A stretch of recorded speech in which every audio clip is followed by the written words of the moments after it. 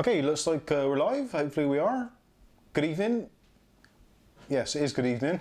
Confused. I definitely am a little bit. My camera's a little bit slanty. I do apologise. Kath will sort it out in a minute, hopefully. What's wrong with it? I think it's slanty. It looks slanty. Looks great. Looks like it's... You bet. Yeah, okay. It's just weird looking into a camera when it's not quite weirdly right, if you know what I mean.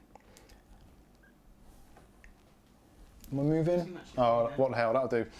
Good evening, it is Saturday. It is currently silly o'clock in the evening, 11 o'clock in the UK. So that means it's probably about mid-afternoon in the USA, and in Australia it's, I don't know, probably 12 hours different, I would guess. I don't know. If you're Australian, let me know in the comments, what time is it there? In fact, actually, if you're watching this, tell me what time it is anyway. I don't really know much about geography. Hey, they should make a song like that. Anyway, I'm digressing. So yeah, it's Saturday the 24th of, what month are we in? November. And yesterday was Black Friday. Now, what did you get in Black Friday? Did you get all the things you wanted to? Did you, were you one of these people who kind of held on to your money to the very last minute to get your components ready for your Christmas builds? And waited till the end of the sales just to see what was about? Or are you still waiting? Are you waiting for Cyber Monday? Monday, what is it going to bring us? Who knows? But let me know in the comments, what have you bought this Black Friday? Now, I was really lucky and I actually only bought, I think, one thing, which was an SD card, which was a ridiculously good value, but I had to have it. I needed an SD card for the camera, so it wasn't so much of a on my wish list, it was more on my gotta have list. So again, let me know in the comments what you've got. Harvey Linden's in the house. Good evening, Harvey. Excuse me, I've got to mute my PC because it's I left the sound on. You carry on talking amongst yourselves and I will mute my PC.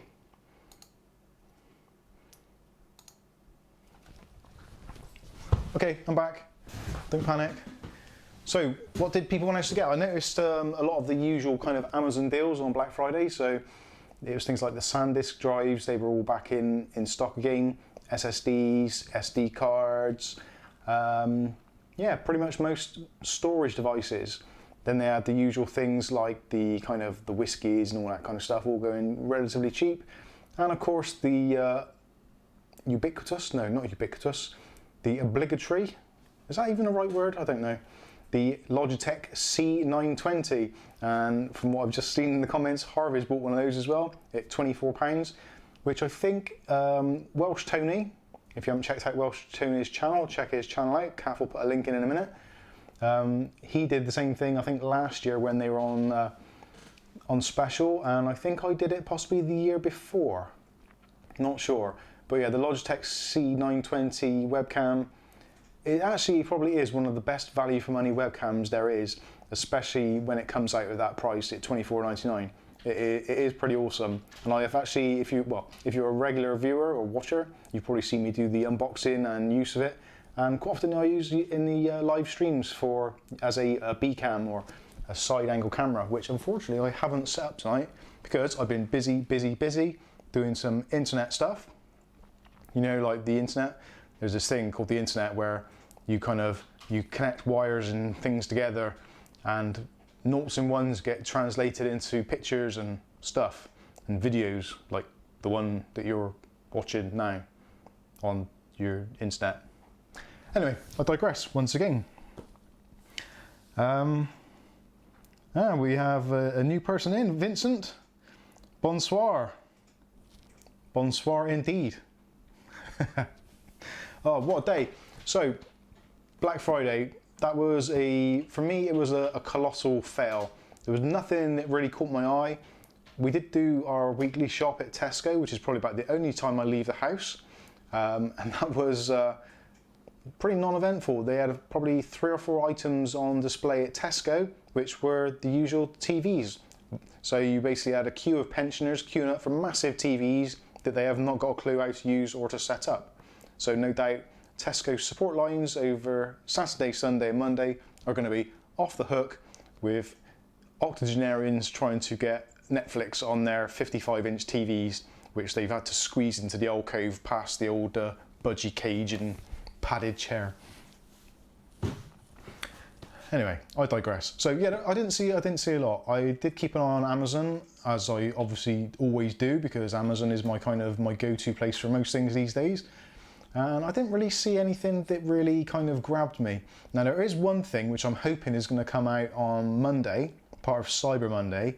Now in the United States, the AMD Ryzen 7 1700, which originally started out at about $270, one or two companies have actually started selling that for $149, which is a massive, massive reduction. Now, even in the UK, there have been some distributors rather, or retailers, and even Amazon themselves getting down to about the 160, 170 mark, which is really good. Normally, you'd be looking around about £200, 190 for that kind of CPU. But scan.co.uk have got a pre-order on at the moment, which looks like it's a pre-order for Monday, at £144. Now, I didn't look to see whether that was included in postage, because the postage would probably only be a couple of quid anyway, because it's a little CPU.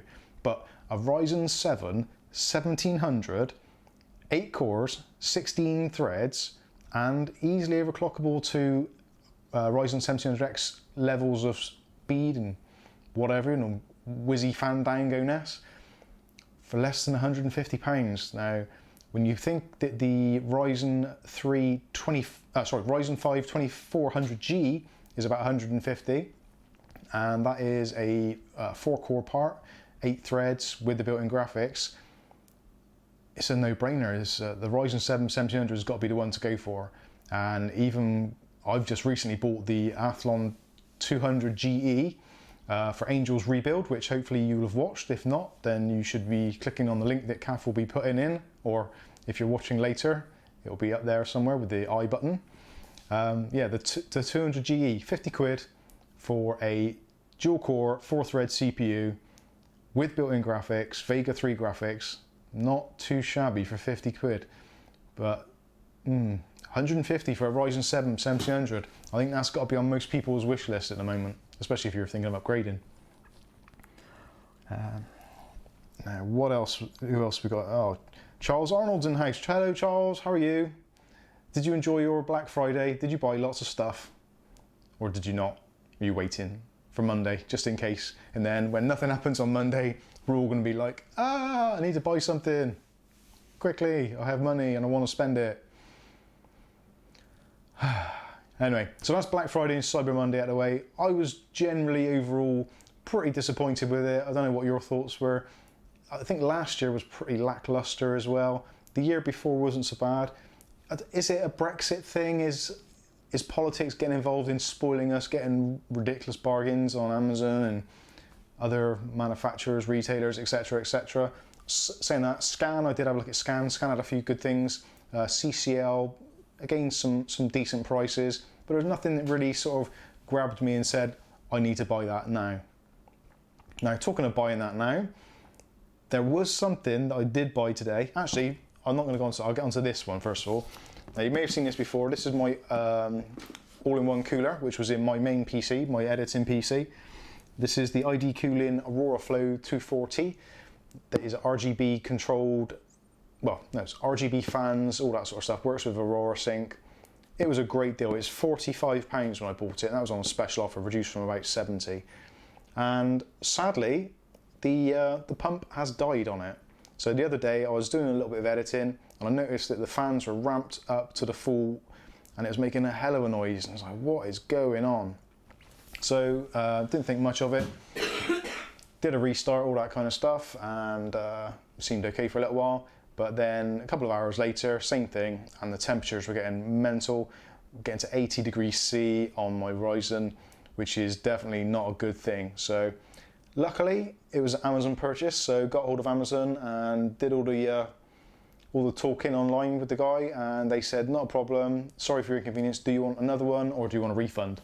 Now, I have taken it all out anyway, and I've replaced it now with my Arctic Cooling Freezer 33 Esports Edition. Wow, that was difficult. words is hard. So I put the esports in there, and I've actually made some really excellent modifications to the esports, which I will be posting on Twitter and Facebook and all that sort of stuff, so you can see what I've done. But I've done a complete MacGyver on the esports one, and it is now much better than it was out of the factory. Well, yeah, it was. Now, there are some people that I'm friends with on Facebook and YouTube and all that kind of stuff who actually work for Arctic, so I won't say too much, and I won't offend them, but my modifications have changed that cooler completely, which we'll be showing in a detailed video to come, but not quite yet. I'm not quite ready for the stardom of that yet, just yet. Maybe soon. So let's have a look. So that's that. So that's going back to Amazon. Again, I harp on about it all the time, but Amazon, if you're buying anything at all, try and buy it from Amazon. Even better if you buy it through my affiliate links, but if you don't, it doesn't matter, it's not a problem. But do yourself a favor, get it from Amazon. Now, I'll go on to another part of this story actually, because there's something else I bought recently, which you guys probably have seen the video for, and it was actually part of the rebuild for the Ryzen 22 and the Athlon 200GE, I'll get there in the end, which was this, the Gigabyte, the AX370M D3, it's that one there, you can read it for yourselves. That board there, which I bought as a special offer from CCL, and unfortunately I didn't quite read the small print, and I missed out on the Steam vouchers, so it did cost me nearly £50 for a board which I didn't really want, but hey, you win some, you lose some. But it comes to the build, and it seems that the RGB is broken. Yeah, I know, RGB broken, who'd have thought it? Now it's a simple thing, it's a 12 volt and 3 signals, a blue, a green and a red. It couldn't be much simpler, but in this case, it's not simple enough. Go into the motherboard BIOS and you cannot change the color. At first I could turn it on and off, but after that I can't do anything, and literally it's just stuck on orange. So I've got an orange strip down the motherboard, and the LED strip which I was plugging in, which was supposedly supposed to be pink, is orange. And even the software doesn't recognize the RGB. It's gone, dead. So I'm going to speak to CCL on Monday and see what they suggest. If they say I can have it at a reduced price, I might well keep it, but if not, the build's coming apart and I'll be starting again. Typical.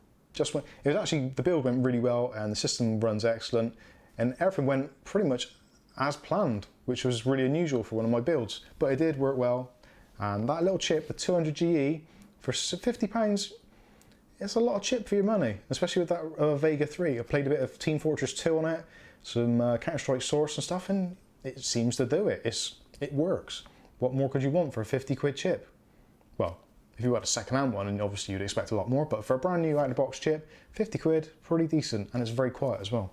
So anyway, that is that. So I'm going to get this off the desk, because it's already annoying me just looking at it. And I'm going to have a swig of my tea, because it's been a busy day today. I haven't stopped. I really haven't stopped, and I don't seem to have got much done, but I did get one thing done, which is to do with this box of tricks, which is, I'm not going to say the F word, but it is brilliant. Very, very, very brilliant. Now, I'm going to slurp this a minute.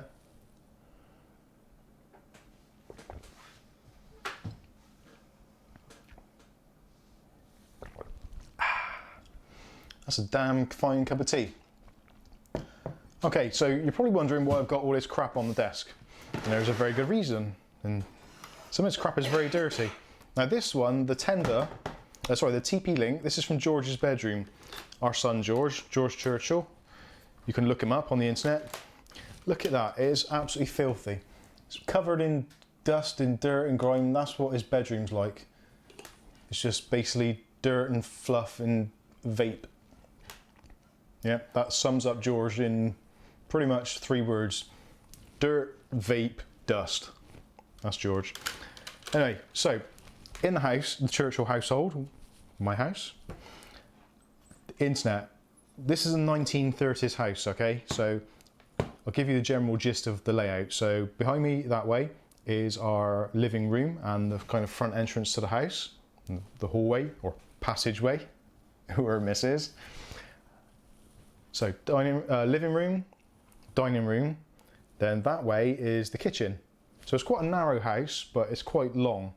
So, and also we've got a long garden as well. It's probably about, I don't know, 60 foot or something. So the Wi-Fi doesn't go anywhere in the garden at all, really. And the front of the Wi-Fi, if you're lucky, even though the router's in the very front window pretty much, even in the driveway you struggle. I was out there doing some work on the car the other day and I was trying to watch a YouTube video to see how to fix something, and the Wi-Fi was dropping out. It's like, this is just ridiculous. So in the dining room, front room, living room, the room that way, basically in there is the Virgin Media Super Hub 3, which I use the phrase super in a very kind of tongue-in-cheek way, because there ain't a lot super about that hub, I'm telling you. It is awful. But it's free and it kind of works sometimes, so what can you do, eh? Well, I'll tell you what you can do. You can get rid of that, you can get rid of everything else and replace it with this. This is the Tenda MW3. Now, this is a mesh Wi-Fi system, which kind of is a bit of a giveaway for the, where is it, the MW3. It actually doesn't say it in massive letters, but basically, yeah, MW3 mesh Wi-Fi, and there's 3 of them. Pretty simple. So going back to what we had, so front room, Virgin Media router, there's Ethernet cables that run out of there, go up the side of the house, through the roof, and down into Angel's bedroom, and one of the cables down into George's bedroom. Now in each one of those rooms was one of these routers. So the Ethernet cable was plugged into the switch on the back, so wired devices could connect up. And then this was set up as a separate Wi-Fi using the gateway in the front room as a primary gateway. So it's just bunny hopping through, which it wasn't great, and it was a means to an end. So basically we had 3 Wi-Fi networks in the house, well 4 actually, because you had Churchill 5 gigahertz, because it was a dual band router in the front. You had Churchill, the normal 2.4 gigahertz, and both of these were 2.4 gigahertz. So that was Churchill middle, that was Churchill rear. So if you had a Wi-Fi device in the house, it was a nightmare. You had to have all 3 Wi-Fi networks set up already on your house, on your device, especially if it's like a mobile phone.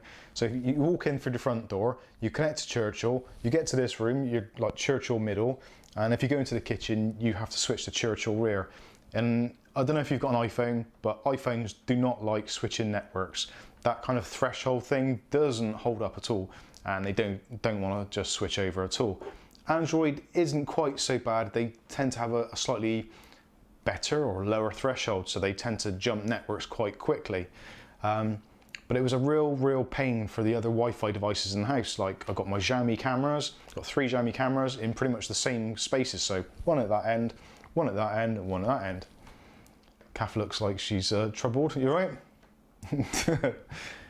Got to check on her every now and then, make sure she's all right. So yeah, there's a Xiaomi camera in the front, a Xiaomi camera in here, and there's a Xiaomi camera out that way. Again, Churchill middle, Churchill rear. So it's a pain in the butt. And what else? Oh, the Google Home Mini, like this thing here. We've got 3 of these in the house now. There was 2, but there's a 3rd one which I added today for another video I made today, which was how to set up the Hive home heating system on the Google Home, or the Google ecosystem, which Kath might put a link up there, you never know if you're lucky. And basically, I was trying to make it so that I could do the video on the Hive Home Hub sat here at the desk. But the Hive Home is in that room and connected to the Churchill network. The Google was connected to the middle network, so it was a nightmare, and it wouldn't have it. And also, I wanted to set it up so the Google Home Minis, when you tell it to play music, it would cast it to all the devices in that area. So if I'm downstairs and I'd say the keyword, then play heart radio downstairs, it'll play on that speaker and that speaker. So if you're walking around or vacuuming or whatever you're doing, you can go from room to room and you can still hear the music. Don't have to have it on loud, you just have it quiet, but as you go to each room you can hear it, which is awesome. And also you can send messages. So if you're in the kitchen and you want to say something like keyword, tell Kath to do such and such, and then it will repeat it through all the speakers. Whereas if they're all on different Wi-Fi networks, you can't put them in a group. Does that make sense? Am I making sense? Because it was absolutely blowing my mind earlier when I was trying to set all this up. Absolutely, if I had hair, I would have pulled it out. To be honest, I was considering putting my hand down my back and just pulling out clumps of back hair. It was that frustrating, it really was. But anyway, so in order to get rid of all this crap and sort my life out and stop me having a nervous breakdown, or just actually, literally earlier when I was setting this up, I just wanted to cry.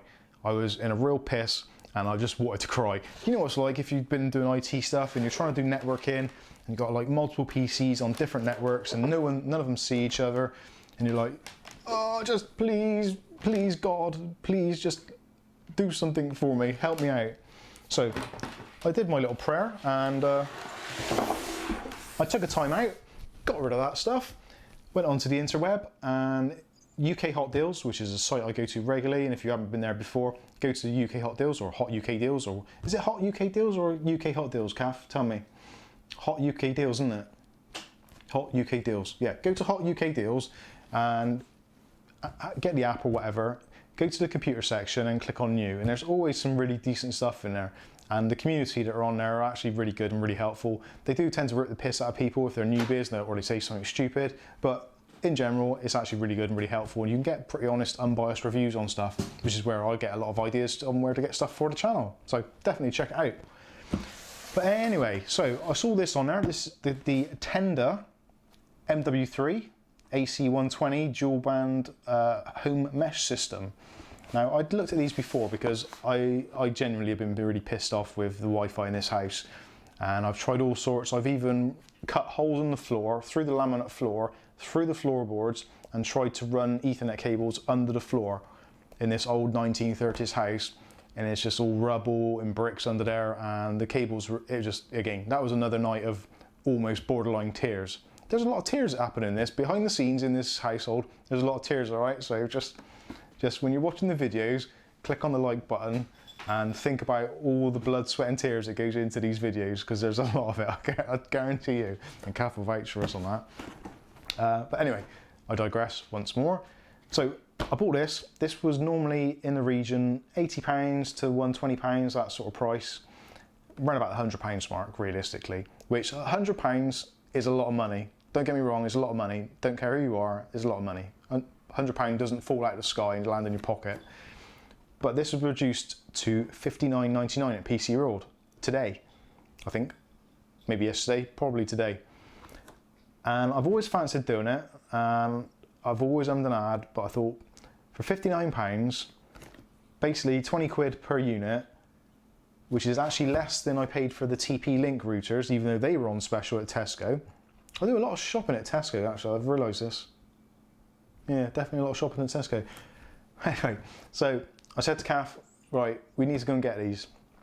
So we went over to PC Broad over in Centurious Park in Cribbs Causeway in Bristol, and the traffic was absolutely horrendous, but we managed to get there okay.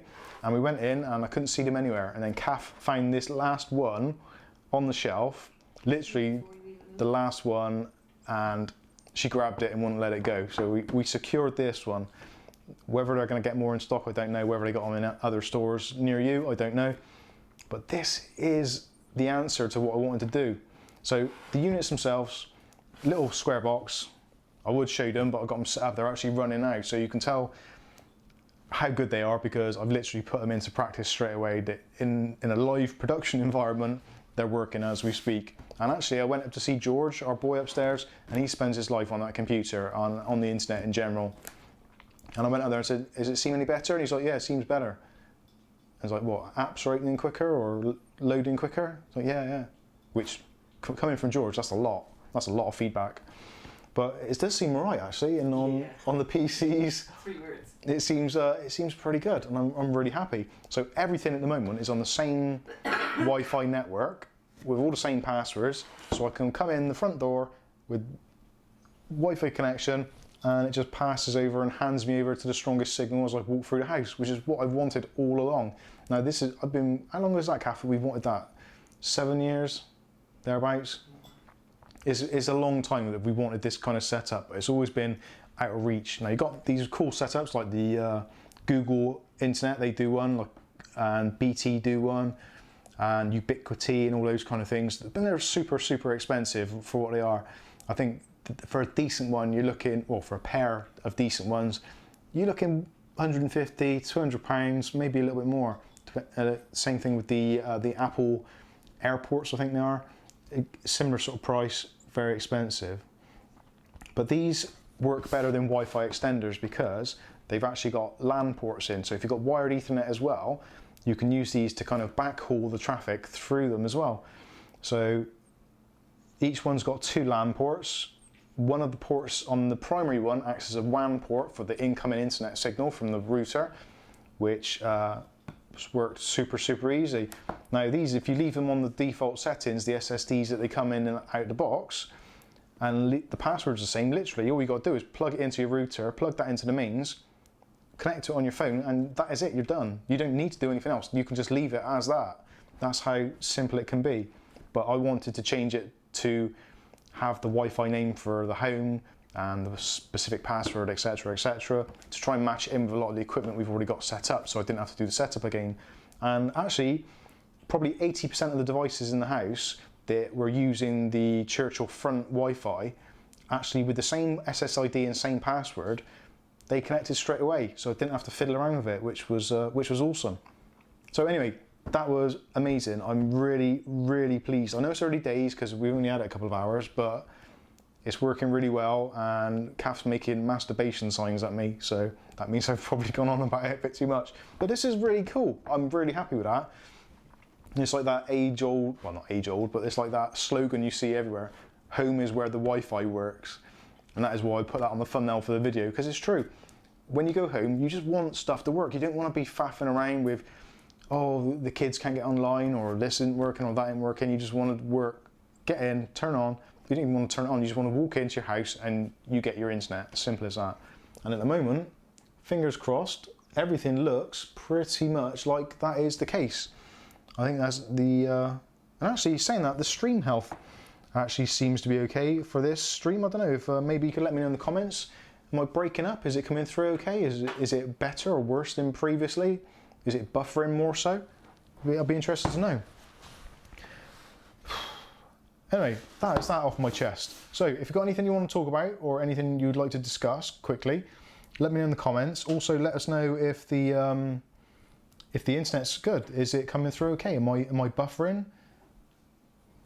I'm really pleased. For £60, and actually you can buy additional units of this. So if you've got like a super big mansion house type thing, or you've got wired devices in a lot of rooms, you get one of these for maybe 2 or 3 extra rooms, and you can get them at pretty decent prices, and you just add them on in the app.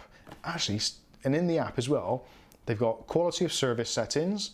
So if you're streaming or doing online gaming or stuff like that, you can adjust the quality of service settings. You can set up a private network as well, like a guest network. You can kick people off the network or disable the network in certain areas, which would be really handy, because if George starts to piss me off being on CSGO or Fistful of Frags all night long, and it's like 3 o'clock in the morning and he's still screaming out profanities at some of his teammates or whatever, I can just grab my phone and go, "You're out of there, son." I'm really excited about that. I'm really looking forward to it. That's probably going to be the highlight of my day.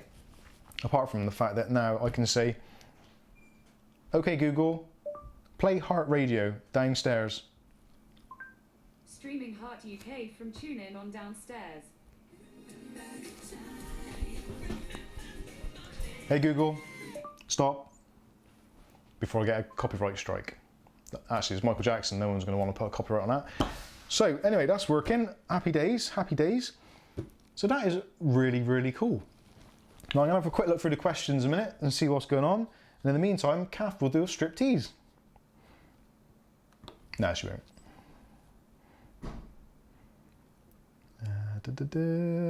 So, we've got a few people watching tonight. Thank you all. What's going on, everybody? Come on, there's a few of you watching. What have you bought for your Black Friday deals, or what are you looking forward to buying for your Monday deals? Blackout has a Powerline Ethernet connection using the TP-Link adapters, and he gets 362 megabits per second download speed. Hey, that's pretty good. Now, I did actually do a speed test on my PC, and Telewest say I get something around the range of 70 to 80 megabytes per second, or megabits per second rather. And I did the speed test and it started off at about 70 and then went up to nearly 90. So yeah, it's looking like it's doing what it's supposed to do. I haven't tried any Ethernet traffic, like transferring big files across the network. And to be honest with you, I probably won't, because I just hate doing that. I'd rather just take it on a USB stick, it's much quicker.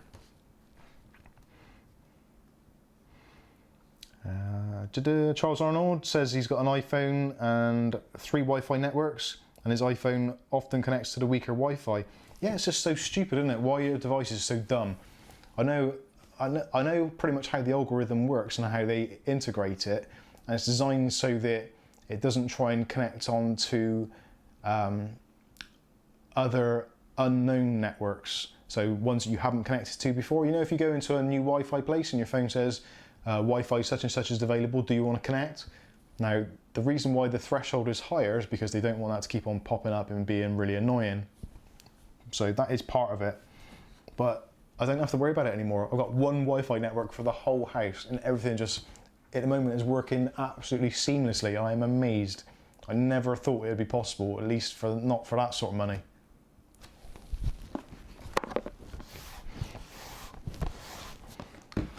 I like it. They actually do a faster version of this. This one only supports 10100 Ethernet.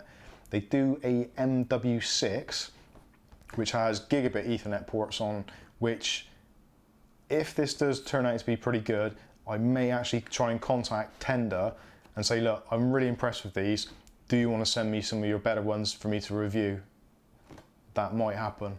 And hopefully they might be receptive to that, because I don't know if they get good reviews or not. I did look on the app reviews for this on Google when I downloaded the app, and the app reviews were horrendous. But touch wood, it's worked okay.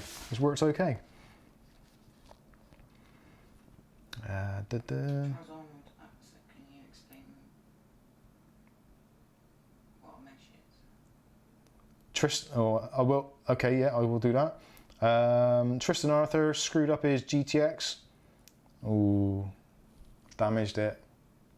I used to do. I'm trying to think what graphics card did I damage, Kath? Where I tried to put it into a case and I knocked a capacitor off. Remember that? That was a long time ago. But yeah, we've all been there. We learn by our mistakes. Eventually, you make them enough times and you will actually remember.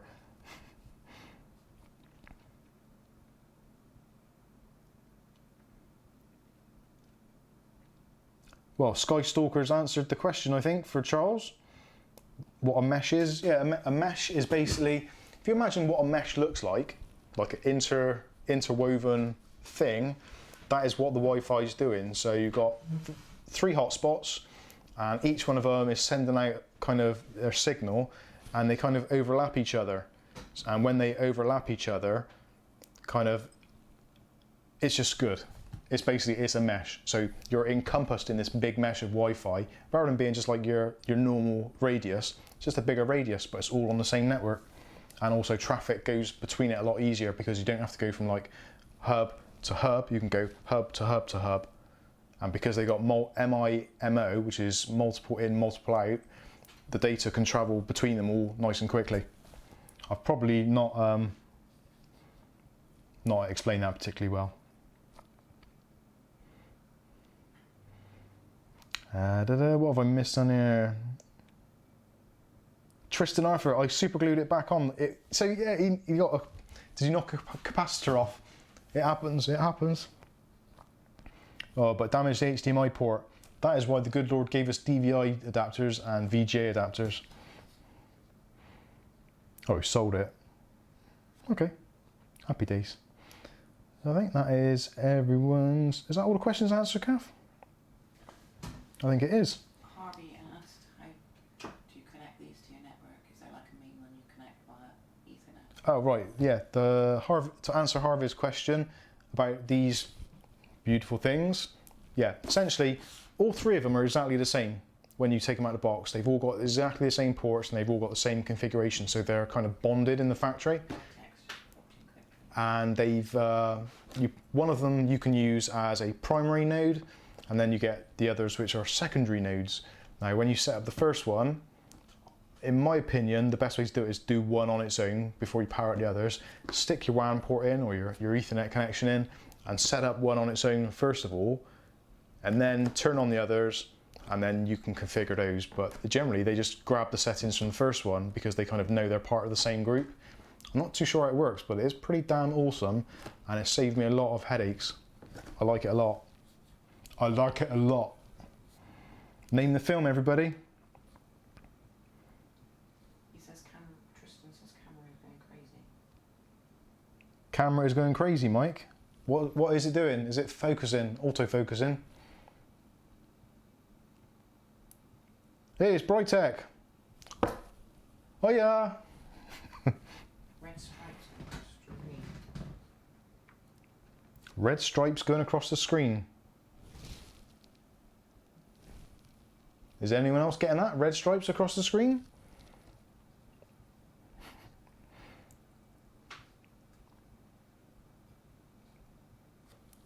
Harvey's going to look into getting them. 80s horror fan, Dumb and Dumber? Yes. Yeah, stream looks okay to everybody else, I think. If you've got red stripes on the screen, you sure you've not just got a can of lager in front of it? See what I did there? Red stripe, lager. Don't know why bother.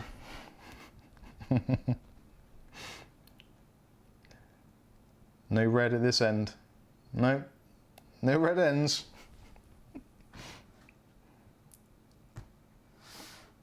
Brightech's off. Cheerio, Brightech. Speak to you later. Someone's GPU needs reflowing. Yeah, it's probably that capacitor you nearly knocked off. I know you've sold it, haven't you? We love Dumb and Dumber, Killer Boots. Reload. Okay. So what else is there? I'm trying to think what else we have done this week that was worthy of note. So we did Angel's PC rebuild, which was relatively okay. I'm still not too sure whether it needs to go into a new case because it's almost like a bit of a sleeper build at the moment. So you look at it and you think, wow, what is that? That is just a sack of crap. No, it's pink. And no one's going to ever want to steal it. But it's great because you actually turn the PC on and it's really, really quiet. You get that initial buzz, but after that it's very, very, very quiet.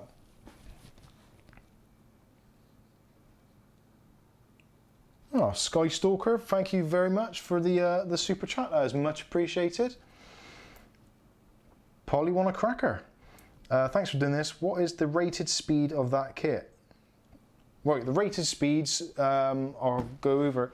Now for Ethernet, for in and out and pass through and all that, it's only 10100, so not particularly fast. But saying that, do you really need a massively fast Ethernet connection these days? Most stuff's on Wi-Fi. For maybe passing big files, it might be an issue. But if you're streaming things like 1080 video, that sort of stuff, if it's well compressed, you shouldn't need more than that.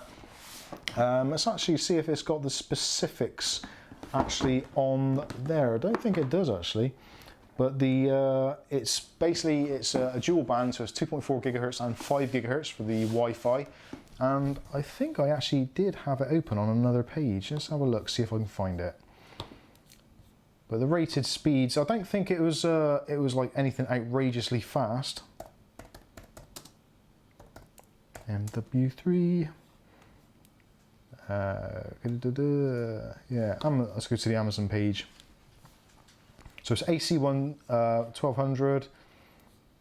Show more product details. Come on. Yeah, they don't have a lot of details about it actually. No, it talks more about ranges. So it's a 300 meter Wi-Fi range, which I'll take that with a industrial sized pinch of salt. So it supports BG and N and A and C networks.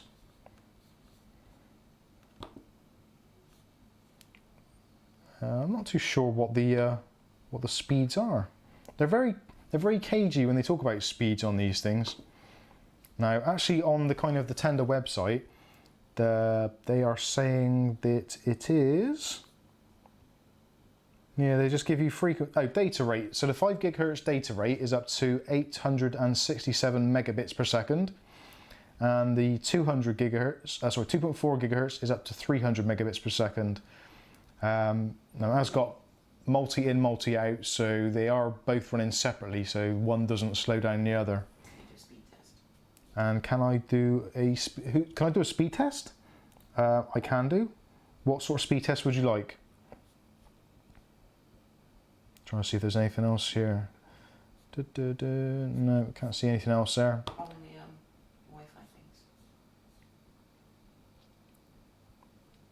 On the mesh. Charles Arnold, so now you have the mesh, have you disabled the Wi-Fi on the Virgin Media Hub? Yes, I have, but you don't have to. That is, it's an optional extra. Basically, if you put the Super Hub into modem only mode, you actually turn off the DHCP. The thing that gives out the internet addresses for your peripherals. So you have to make sure that the Tenda devices are set up already in your app, ideally. So I would configure this first, make sure it's all up and running, then turn off your Wi-Fi, and also the put it into modem only mode. But again, it depends how you want to do it. If you want to have two separate networks and you want to have kind of your Virgin Media network or your Sky network and then have your own personal network separate, that's a good thing. It's like with all computing stuff, it's all super flexible, so you can pretty much do whatever you want. Tribellion says, have you asked, have I missed my question? Possibly. I'm not sure. Speed test. So Skystalker, the speed test. Yeah, I can do a speed test. I'll do it now.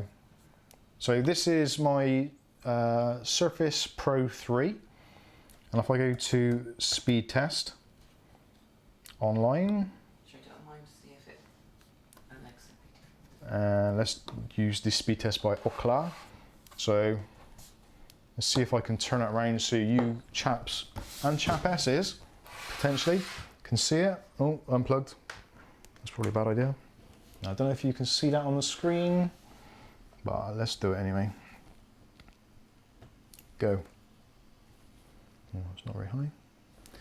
So at the moment I've got a ping of 11 milliseconds, and download at the moment is around about 60, it's creeping up a little bit, 65. So yeah, about just under 70 megabits per second. And the upload will be horrendous because I'm obviously streaming at the moment, so that's taking up a load of the bandwidth. Normally I get around about 6 to 7. So 4 is actually pretty good. I don't know if the playback's getting a bit choppy. Okay, so currently on this particular device we've got a ping of 11 milliseconds, which actually isn't too bad. Especially if you're playing things like Counter-Strike and stuff like that, ping of 11 would be more than acceptable. So download is 69.89, so 70 megabits per second, and upload 4.2. So hopefully that answers your question. Now I'll get Kath to do the same thing now on her wired connection.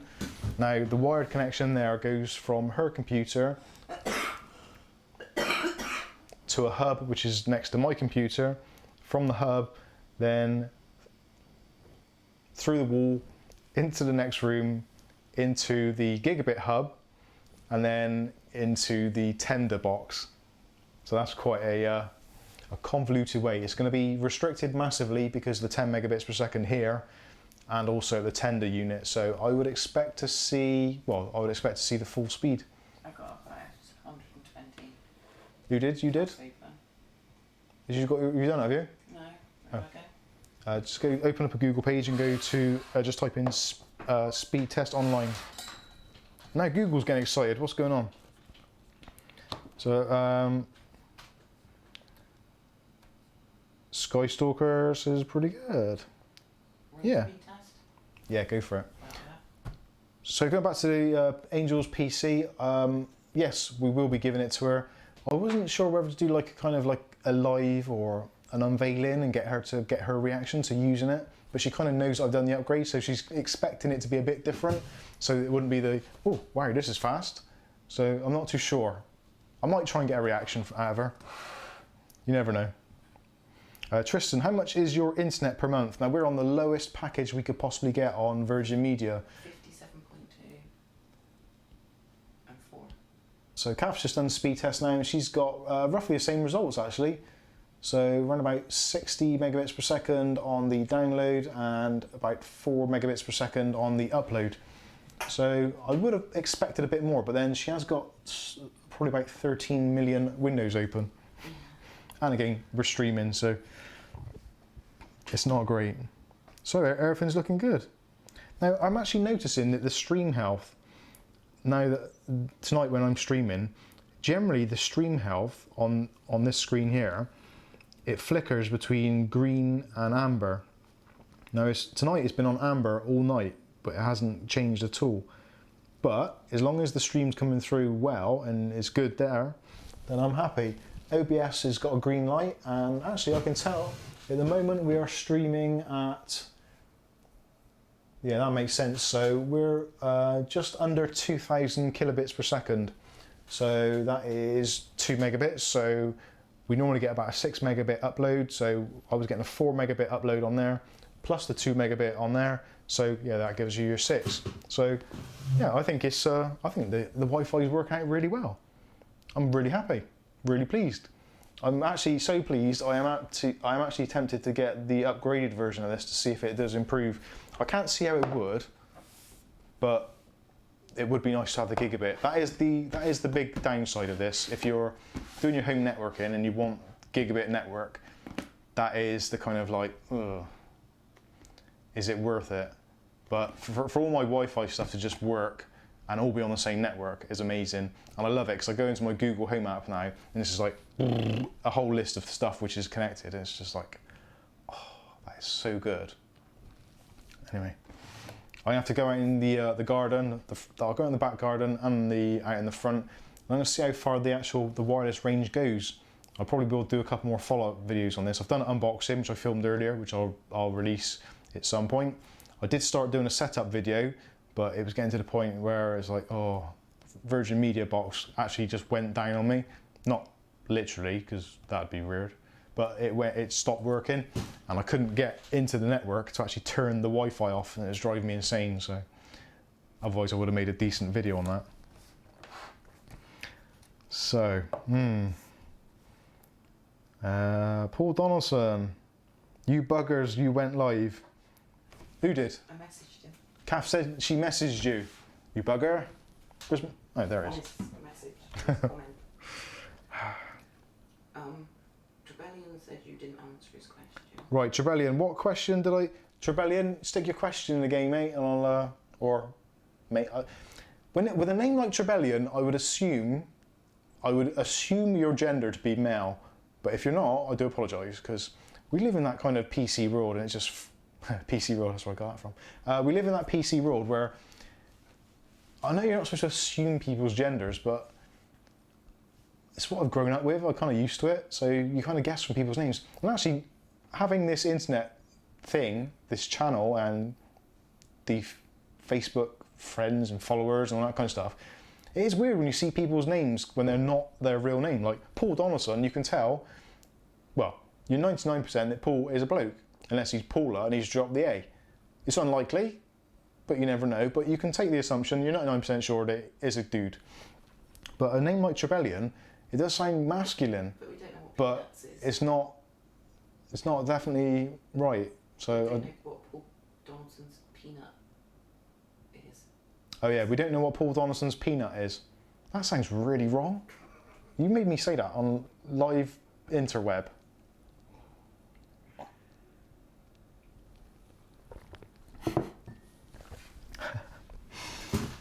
Oh my god, there's...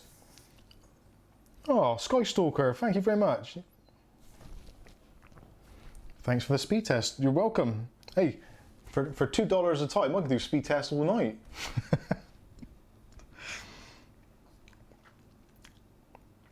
Trebellion, it's Anthony. Actually, there's an interesting thing with the name Anthony. Now, there was a guy I used to know called Craig Anthony. He's got a hairdresser, but there's also a guy I knew who had a PC repair business, and his name was Anthony. But that wasn't his real name. He had to assume that name because his real name was a reasonably ethnic name. So when people phoned up and asked for him, he didn't want them to have the wrong opinion of thinking of him as being an ethnic person. So he adopted the name Anthony, which I thought was great. I'm trying to think, what was, oh, can you remember what his name was, Kath? It was Anthony, but his name... You've got another one called Amos who says his name's Amos. Yeah, and I have actually a very similar story with a friend called Amos, but his name, he actually called himself Andrew because Amos is a relatively traditional, I believe it's a Jamaican name. May not be. I may be putting my toe into waters I should not be treading in, but you get the gist anyway. It's all about the names. Oh, Peanut is a hamster. Yeah, no, it is. Well, that's weird. Is it a boy or girl? Is a hamster, is it, actually, are hamsters, do they have different sexes or are they just like unilateral? No, they are, they have male and females, don't they like do the thing on the wheel? Pole. Yeah.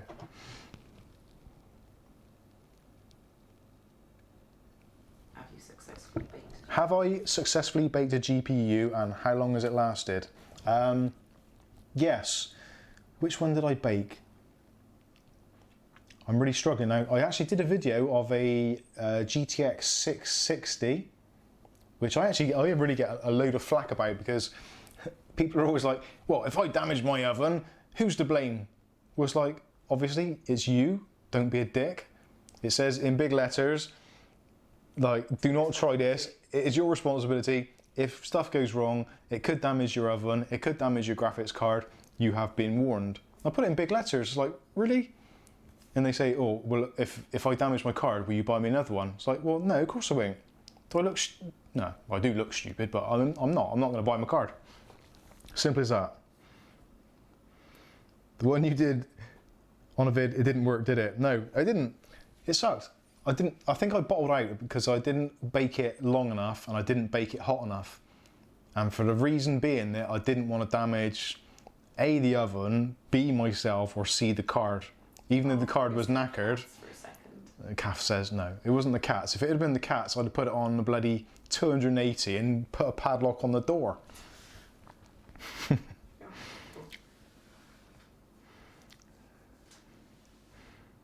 But who did one recently on Facebook? Paul Donaldson, that's sick, dude.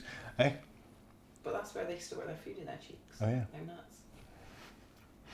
Who did one on Facebook recently and it worked? Who did what? Baked GPU.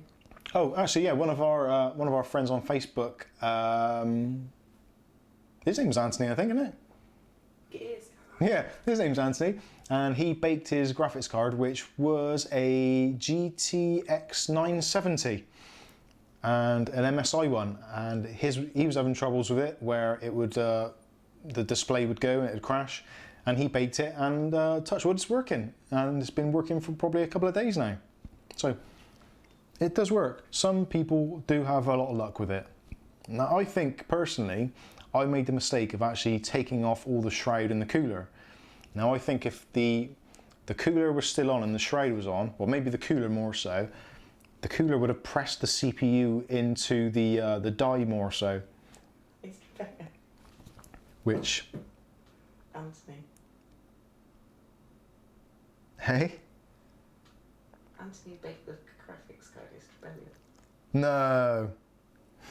Trebellion! Is it Anthony?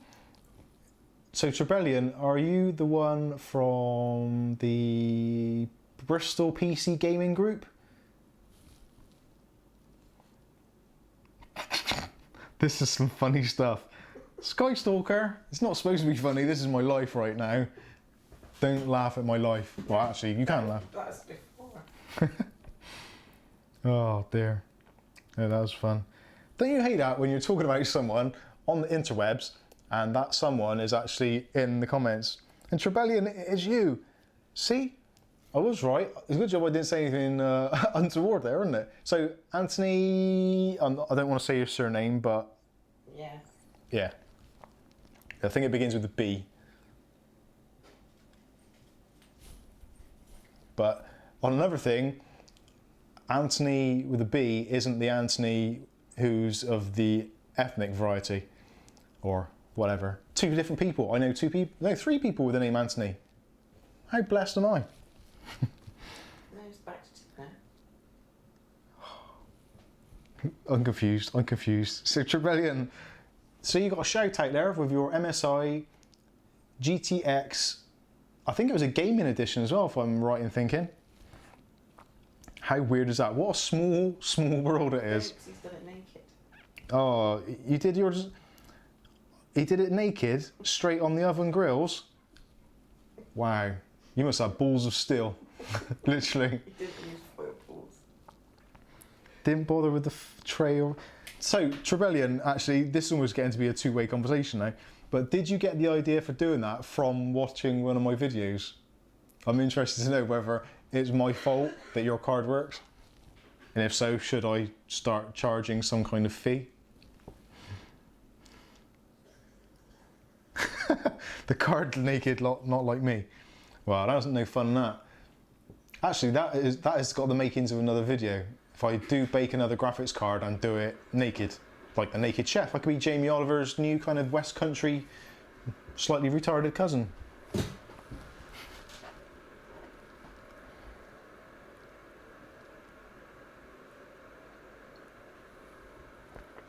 Okay, I'll go with that.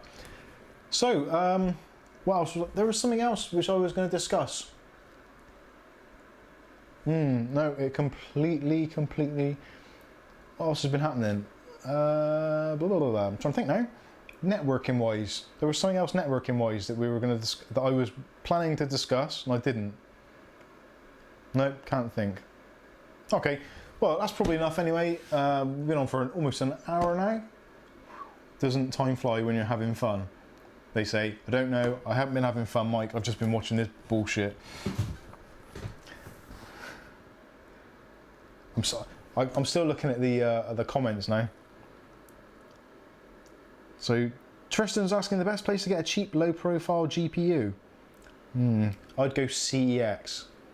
I hate to say it, but CEX actually, they do tend to send out a load of crap half the time, but they give you a 2-year warranty. So that's potentially a saving grace. Small GPUs generally aren't cheap. That is kind of just the way it is, because they're kind of sought after, but they're also a bit crap.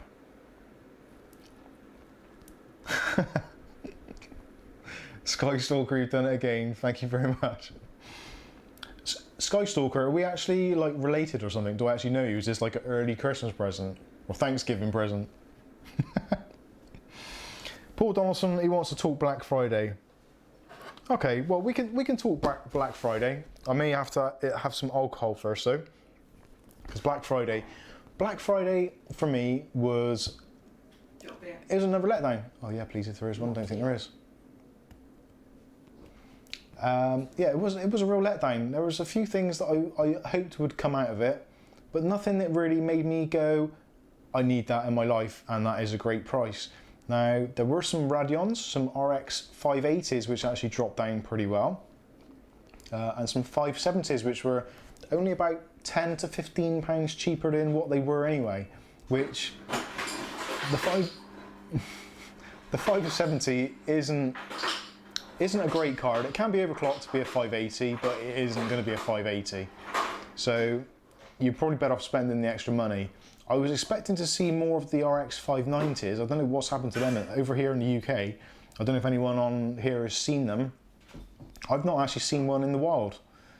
There's been pre-orders and stuff, but I've not actually seen one actually in a shop or in a retail store. It's always been like awaiting delivery or something. So I'm not too sure. What else is there? The Ryzen 7 1700 in America at the moment. Now actually, Skystalker, you are from the US of A, so you could probably tell me. But there's one of the stores over in, it might be Best Buy, that were doing the Ryzen 7 1700 for $149. Now, I'm pretty sure it's Best Buy. I'm not entirely sure. But that, for me, $150 or roughly £135, give or take. Seems like an amazing price for a Ryzen 7 1700. What do you think? I think that's amazing. So you've got like 8 cores. 8 cores. Yeah, 8 cores. And like, hang on, 16 threads. That is a lot of performance for $150 or 130 something pounds. I think that's impressive. Oh, Sky Stalker's in Canada. Best Buy. Cool. But check it out. I'm pretty sure that one of the American stores, if not a few of them, have been doing the Ryzen 7 1700 for $150. That isn't a mad price. That's basically the same price as a Ryzen 5 2400G, which if you had to choose between the two, really you'd have to go for the 1700 and buy a graphics card, even if it's like a $20 or $30 GTX 660, which would probably keep up with a 2400G in raw power. It would overheat a little bit more, but definitely would keep up with it. So I don't know. I think that would have been, for me, that would have been my thing. If Black Friday, if they had said $140 on Amazon for a Ryzen 7 1700, I'd have been like, yes, I don't need one, but I'm going to buy one. I'll give it to Kath. I think that's what we should do. What do you reckon, guys and girls and people of non-denominated gender?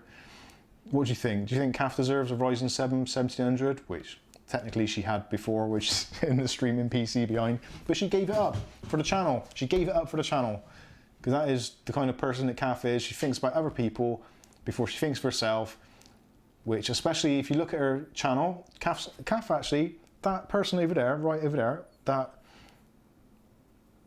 great woman. I ain't even had a drink yet. Is there a drink in here? No, it's ginger beer. Oh, crap. Fiery then. Ginger beer, not rhyming slang. Kath actually gave her processor to the channel, even though she has got her own channel, which, if you haven't checked out already, is a YouTube channel and Facebook group called Shop Smart, where we post deals daily, many deals daily, with voucher codes, so you can go to Amazon and buy stuff, and we actually provide voucher codes so you can get stuff at least 50% off. So check out Kath's channel. Sometimes it's even 100% off. We were giving stuff away the other day. Samsung Galaxy S8 protective glass screens. We were giving those away. Literally giving them away. You didn't have to buy it or anything. Literally go to Amazon, type in the code, and it is yours. You can have it. There's plenty of things out, so check it out. Shop Smart. Kath's going to put the link in now because that's her channel. And support Kath because she's good to us. She helps out, so we should help her out, right? Happy days. Sky Stalker, we need to get Kath a processor. Yeah! Crowdfund a processor for Kath. Although, to be fair, Onward probably remembers the little videos, doesn't he? I am possibly considering starting to edit videos in 4K. I don't know why, because 1080p is what everybody basically watches. If you're watching on a TV, if you're watching on a PC, actually, who's watching on 1080p right now? Let us know in the comments who's on 1080p. I don't think there's going to be anybody watching now, and if you are watching in 4K, you're sick. Gary Wallace, that's sick. You shouldn't be watching in 4K. But 4K, what is the point? It's just loads and loads of power, loads and loads of resources, massive file sizes, And I'm watching my phone. and you get to see this. Wrinkles, warts and all. If it was like stretched or compressed inward, it'd be like Like the old days. the old days, yeah. Get Mike's unboxing in 4x3 and make a slightly fat bloke look not slightly fat anymore. Oh, sorry, I had to move my testiculos or going to sleep. Oh, you're not peanut. So Tristan's in 1080p. Come on, who else is on 1080p? Let me know in the comments who's 1080p. And actually, on that concept, Black Friday deals. Now, pretty much every Black Friday deal that I noticed for monitors, they were 1440s and 1080p monitors. All of them 24s, 27s and 32-inch screens. All at 1080p or 1440. I didn't see anything in 4K on offer. is there a market for 4K? Is there any point? You get less frames, and if you look at a screen, I remember Steve Jobs did an amazing, I've gone on about this a few times, but Steve Jobs did the amazing intro for the iPhone 4 with the first phone with Retina display, and he explained how it works with the pixels and the blurring, and at a certain distance that you can go higher, but there's no point. I think it's around about 250 to 270 dpi, but anything higher than that, you don't really notice, you can't tell. This is not perceivable to the human eye, and as you get further back, that DPI means even less. So if you're, say for instance you've got, say a 40-inch TV in your living room, and you're sat maybe 10 foot away from it, that could quite easily be 720p, and you would never know the difference from that distance. If you're sat up close and you're examining it, then yeah, sure, you'd see pixels and it would look different. But 1080p to me looks good. Now I actually watch a lot of online content, obviously, and like you guys are doing now. You're watching this in 1080p. I watch a lot of stuff in 720p on a 27-inch monitor, and it looks okay. It looks alright. I don't need to be able to see like the hairs coming out of someone's butt. It's not important to me, but as long as the content's good, I'll watch anything, no matter what. Look at the Blair Witch Project. That film was shot like 2 frames per second in green and black in like night vision. It was jumpy, there was no optical stabilization, and it sold out in the box office, and it was grainy, horrible footage. It's content which is king. It's not about how many pixels you got. It's not about the size of your pixels. Steve Jobs was a Bond baddie, yeah. I am 4K all...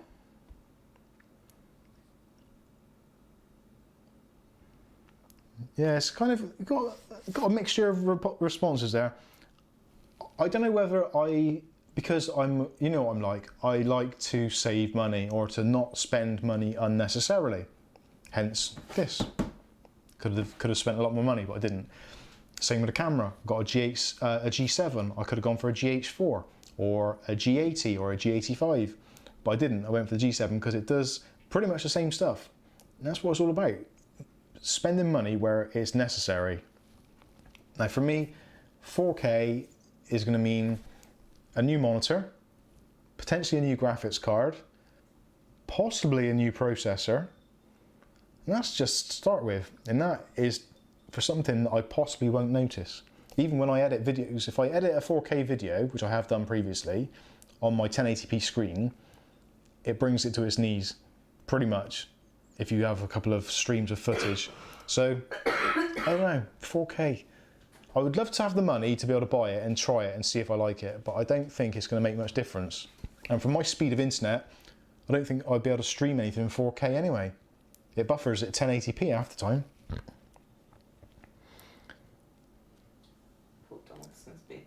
What 720p stuff are you watching with hairy butts? That would have been Robert Downey Jr. in The Avengers. A very bad 720p.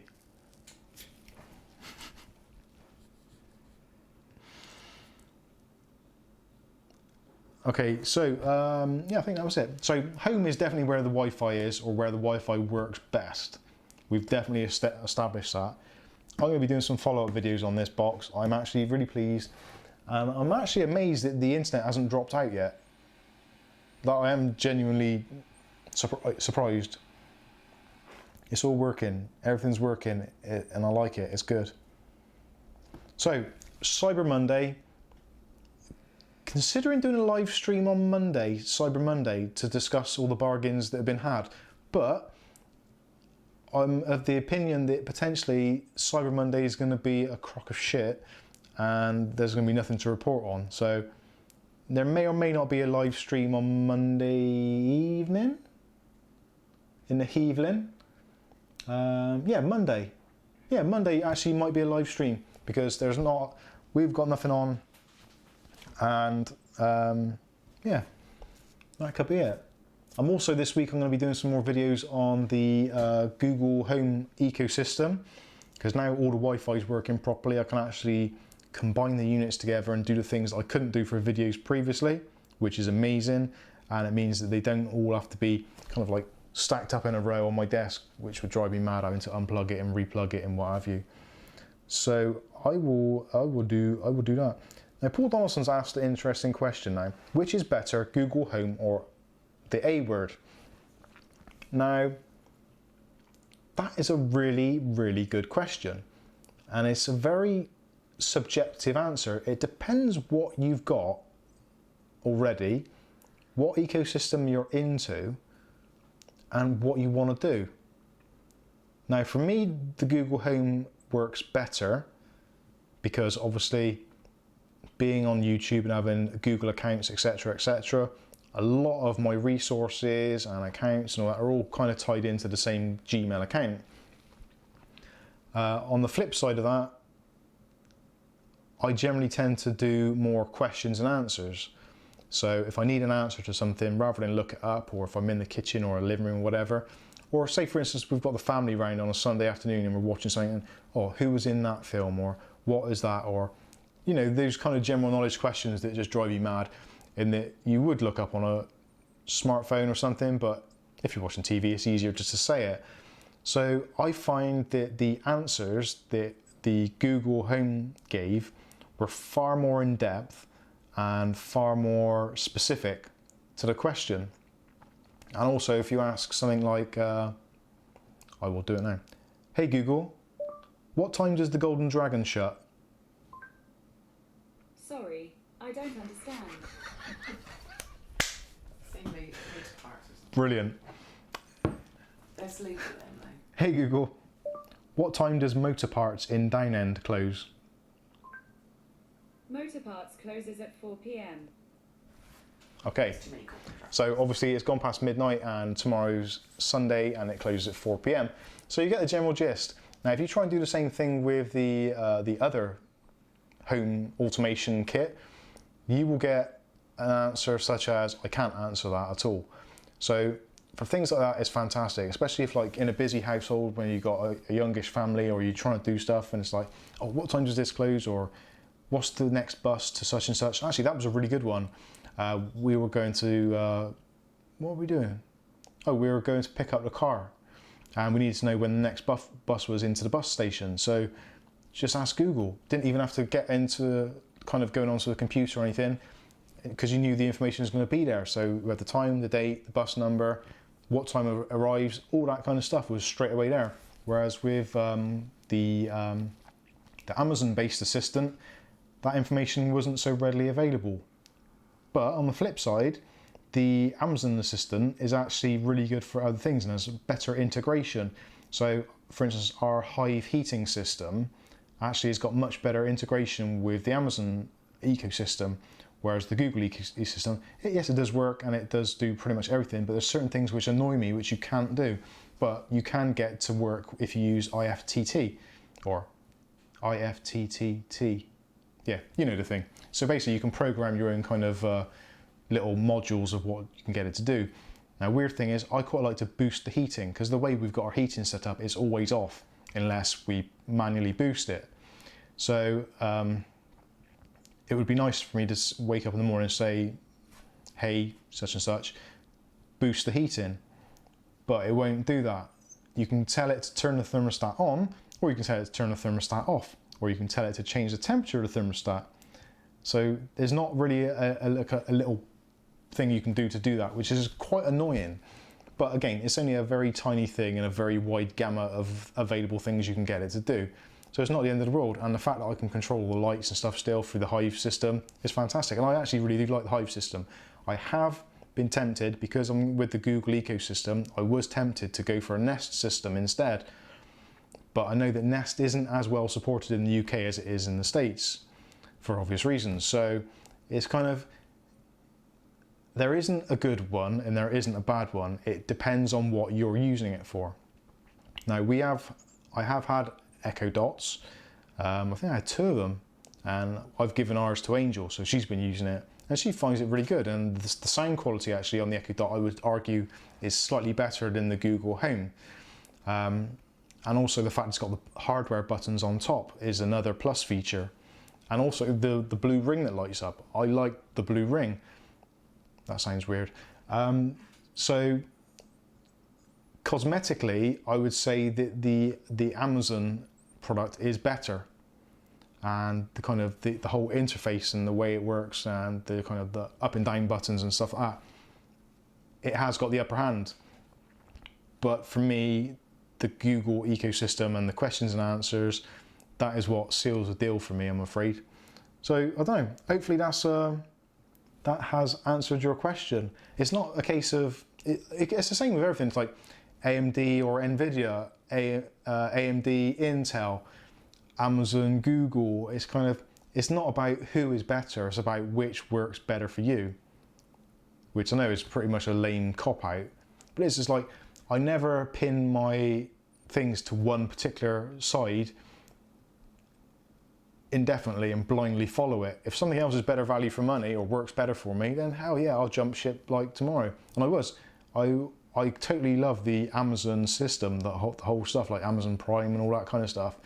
And I would like to stay with Amazon for that reason, but because the Echo Dot didn't do what I wanted it to do, I had to change.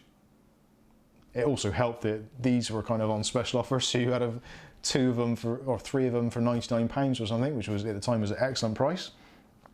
So yeah, it's all good. And yeah, hopefully that's. Now Paul said there, are you investing in a Google Hub with a screen? They're £100 at the moment. I would like one. I've got to be honest with you, I would love to have one in the kitchen because I think that is the perfect place for it.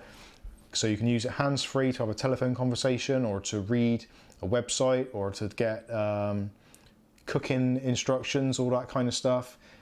Even just to browse across and look and see what the weather's going to be or whatever you want. For me, that is the perfect kitchen device. But £100 is £100, and you could quite easily replace that with a tablet, like an 8-inch tablet, which would probably be a little bit bigger. You can probably pick up a second-hand 8-inch tablet for, I don't know, £30, £20, £30. Yeah, it won't have exactly the same features, but it won't be far off if you put the Google Assistant on it. So, I don't know, it seems like a lot of money. I did see one today actually at PC World, and I did look briefly, and I was tempted, but not tempted enough. If they half priced it at 50, I possibly would be in. But again, it's one of those things you have to justify it. I was the same with the Echo, whereas I wanted an Echo, but the Echo Dot was like a third of the price or a fourth of the price, and did the same thing. It sounded nice. If I wanted it to sound nice, I'll just turn it up. That's a bit simple, really, but I don't know. So who have we got? Oh, Aletta. Good evening, Aletta.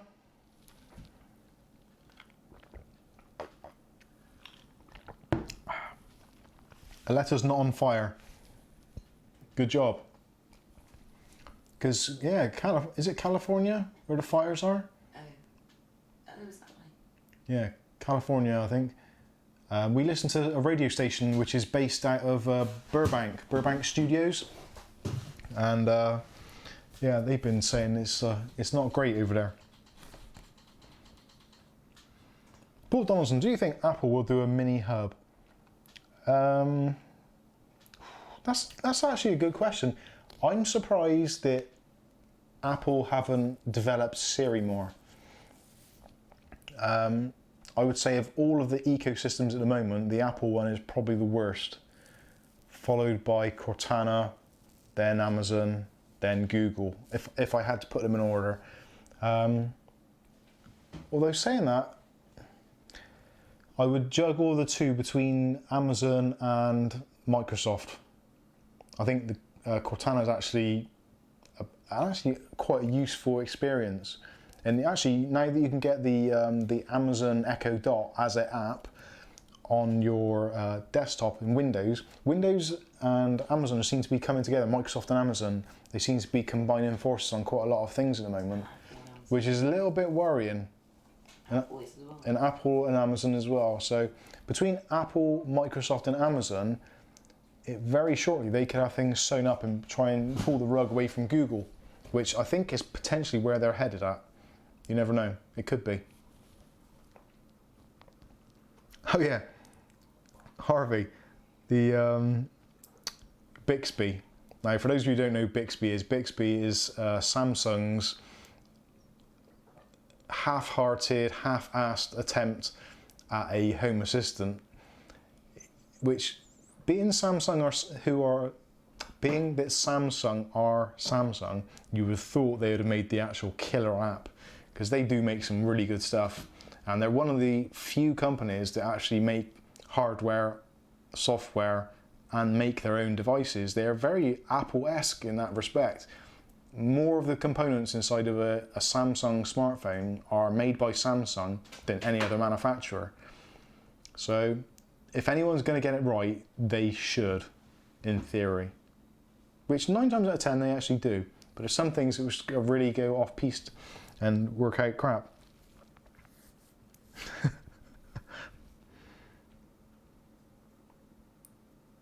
Now, Paul Donaldson says, one of the best smart devices I've bought is a Fire TV Cube, and it's really good. So you can control TV as well as an Echo Dot. That's pretty good. To be honest with you, me and Kath had this discussion earlier, well, yesterday. We were looking at the TVs that were for sale in Tesco, and it's like, should we just get a new TV? And it was like, well, we don't watch any TV. We literally don't watch TV. There's nothing. Well, the only person who really uses the TV in the front room is me sometimes when I'm making YouTube videos, or Kath's brother when they come around on a weekend and he sticks the darts on. Other than that, that TV doesn't really get used. And we've got a 42-inch TV upstairs in the bedroom, and it's got nothing connected to it. Literally, again, it was the same thing. I mounted it on the wall for a YouTube video. So if you click on the link up here, which Kath will put in at some point in our lives, I did a review for a, what brand was it? I'm trying to think what the brand was now. But it was I want to say Miros, but it wasn't Miros, was it? What's this for, a smart plug? No, the TV mount. Basically, I did there was a really cool TV bracket on Amazon. It's like a heavy duty one with tilt, twist, turn. Von House, that was it. Did the Von House TV bracket, and literally I put the TV on the wall for that purpose only. And it stayed there because now I've drilled bloody great holes in the wall, so I'm not likely to take it off in a hurry. But next time I decorate, that TV's out there because we never use it. I think one night we got drunk and started playing SSX. Now, carefully, I did say SSX on the Xbox. That's a lot of X's there. So we did start playing that, but other than that, we don't really use the TV out there. Oh, actually, I tell you, I used it the other day to test out that crappy stick-on aerial, which didn't work. And again, it was only ever used for a YouTube video. And in fact, actually, I should claim the tax back on that, because it is a business product now, technically.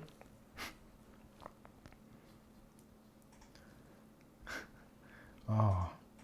Now that is an interesting one, a Xiaomi assistant. Now that would be terrifying. I think it's only a matter of time, because Xiaomi now are...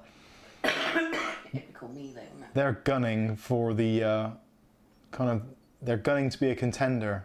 They are going all out, and they do make everything. Literally, if you think of a product in the comments, let me know in the comments a product, and I will tell you if Xiaomi make one. And I know pretty much most of their products. I've looked through them, but they make some weird and wonderful stuff.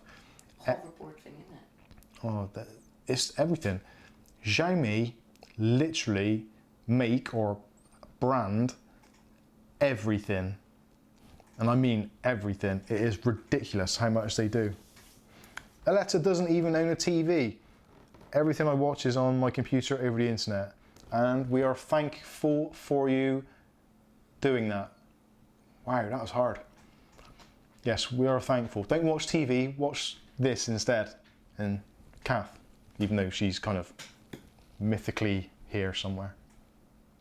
We should do that. Maybe get a cardboard cutout of Kath to put her hair. She could take over for once in a while. Get her some movable mouth. Hello, this is Kath from Mikesunboxing. She doesn't speak like that. She's not Kathy Barry.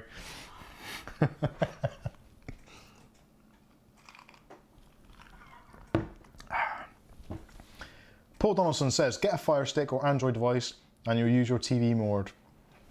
I've got time. I don't think I would. We literally, like, we during the day, I'm researching for videos and stuff and doing the usual kind of houseworky stuff and all that kind of stuff and just trying to keep myself alive.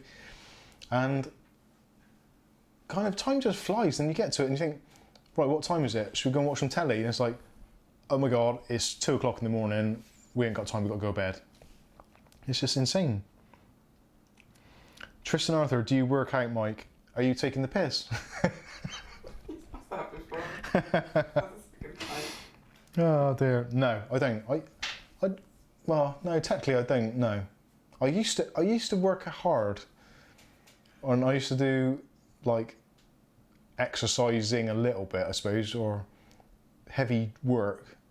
I don't work out. Yeah, I used to lift calf up the stairs sometimes, but no, I don't work out. I should do. I am really getting all sorts of out of shape. I am probably about a stone overweight. I could do with losing a stone. So if there's any internet people out there who want to sponsor me to lose weight with some kind of crazy wacky diet thing where I got to take pills or eat like prunes for a month or something, hit me up in the comment section and let me know. And I will try anything because it's hard. And I like chocolate and beer and sweets and stuff and burgers and steak and chicken. Yeah, basically sugar. I'm a monster for sugar. I haven't got a sweet tooth, I've got a whole mouthful of them. It's ridiculous. Alexa says, you and Kath should switch place one time just to shake things up. Yeah, I agree completely. I would be more than happy. Even for Kath to just sit there like some kind of mute and just like smile occasionally. It would be great, but she won't do it. She refuses point blank to do it. So it means you've got to put up with me. Could be worse.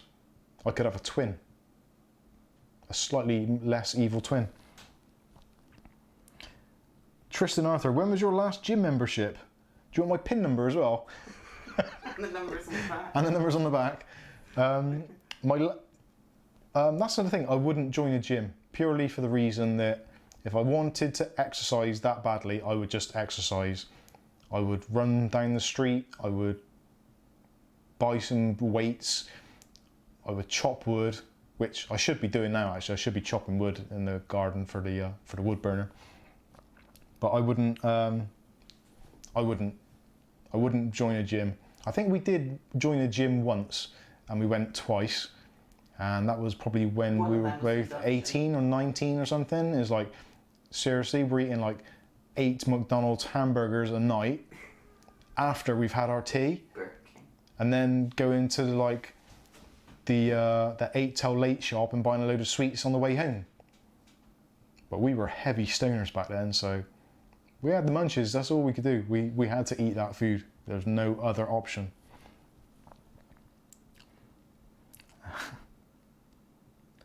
Charles Arnold says, the easiest way in his experience is to cut out the carbs. That includes sugar, rice, pasta, potatoes, and so on. It's not that difficult, trust me. It is, because at the moment I am currently eating sugar, rice, pasta, potatoes, and so on. That is my diet. My diet is crap at the moment. Mike, you could be Kath's Debbie McGee. Hey, do I take offence at that? I'm not sure. Maybe, possibly. Paul Donaldson broke his favourite beer glass. That's a real shitter. Just to answer, no, the car isn't fixed. It's, oh man, that car is an absolute pain in the butt. This week I finally managed to get the brake shoes off, which had some sort of ridiculously heavy duty springs in there, which you'd need to be like Thor or something to take the damn things off. They were ridiculous, really ridiculous. And it's really cold out. We haven't got a garage, so I'm working out in the elements, and it just sucks. So managed to get the brakes done. So done the discs, pads, and handbrake shoes.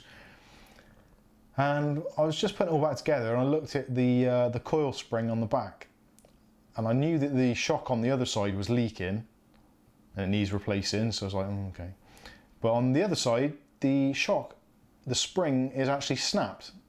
So it's lowered about 2 inches on one side and the spring is kind of sat on top of itself. So it's safe-ish. It's not great, but it's safe, it's drivable. But that needs doing as well, which is going to be a real but. But yeah, that is it is a very, very, very dire time for the car. It also needs possibly either a power steering pump or a alternator, because it sounds like there's a cat trapped in there. It could be a tension roller, but I need to take it apart. But of course, because it's our only car, if I take it apart and I kill something, then we're screwed. So it looks like Monday at the moment, we probably will take the car apart and see what it actually needs. But yeah, it's not going well. I'm not going to buy another BMW. I'm definitely not. If I do, it will be an old one, not a new one, because the new ones are just horrific. So much to go wrong, and so much does go wrong. Anything newer than 2000, 2001, forget it. I'm actually very tempted, God strike me down, but I am very tempted to go to Ford and get a Ford car.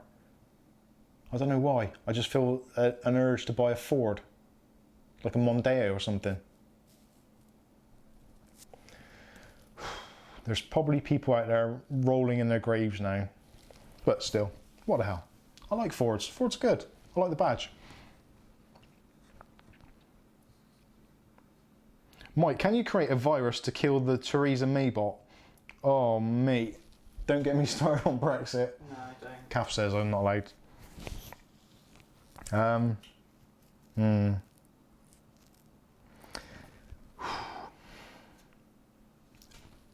I will say quickly, Brexit, it's all going to go off on, I think it's Monday. I think that's when they decide what's going to happen, and I don't think it's going to turn out well. I think it's going to get worse. It's getting worse.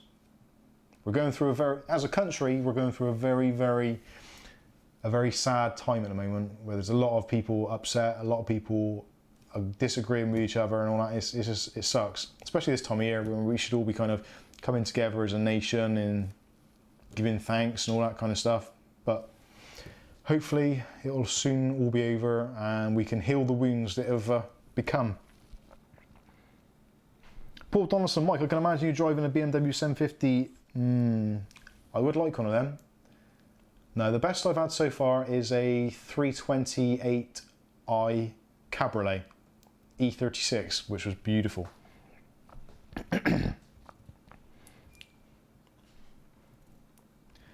Tristan Arthur, Tyson versus Wilder, who wins? I don't know. I'd have to flip a coin on that one. I'd say Tyson, I think, possibly.